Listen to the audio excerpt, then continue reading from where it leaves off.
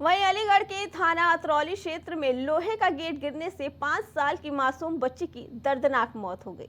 जानकारी के अनुसार थाना अतरौली क्षेत्र के ग्राम राजमार्गपुर में लोहे के गेट पर कुछ बच्चे झूला झूल रहे थे। गेट पुराना होने के कारण बच्चों के ऊपर गिर गया, जिसके चलते 5 वर्षीय हिमांशी पुत्री चंद्रशेखर निवासी ग्राम राजमार्गपुर गंभीर रूप से घायल हो गई। घटना को देख परिजनों में कोहराम मच गया और परिवार के लोगों ने घायल अवस्था में अतरौली के सामुदायिक स्वास्थ्य केंद्र ले गए, जहां डॉक्टरों ने बच्ची को मृत घोषित कर दिया, जिसके बाद परिजनों का रो रो कर बुरा हाल है। हाँ, ये हिमांशी डॉक्टर ऑफ चंद्रशेखर और ग्राम राजमार्ग को लेकर के आए, मृत अवस्था में लेकर के आए यहाँ पर। तो ये बताया गया कि इनके सर पर सरिया गिर गया था, इसकी वजह से जो मौके पर लोहे का गेट गिर गया कोई। लोहे का गेट गिर गया था, तो इसकी वजह से यहाँ जो परिजन लेकर आए थे तो मृत अवस्था में था बच्चा। जी, मृत अवस्था में था।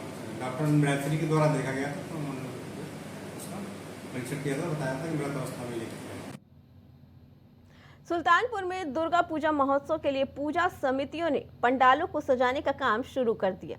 भारत के कोलकाता में दुर्गा पूजा महोत्सव को बड़े ही धूमधाम से मनाया जाता है।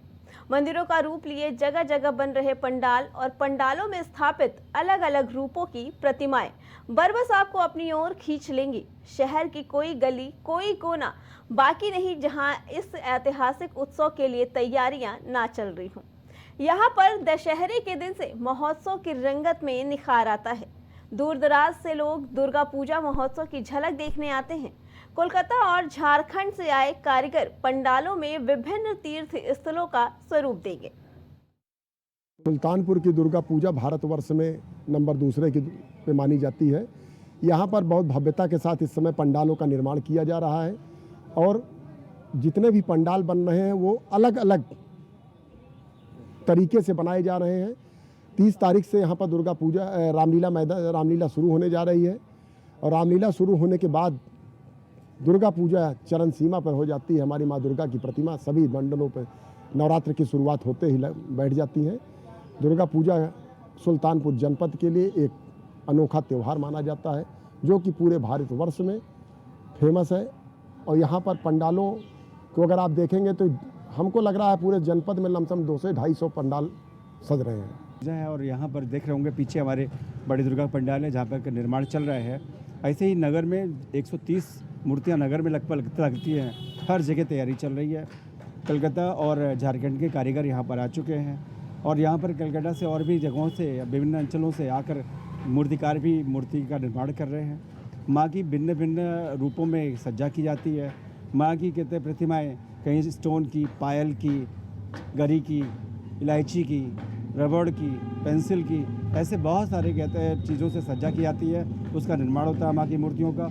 और ये दुर्गा पूजा इस प्रकार की होती है कि यहाँ लाखों लाख श्रद्धालु दुर्गा पूजा में यहाँ आते हैं।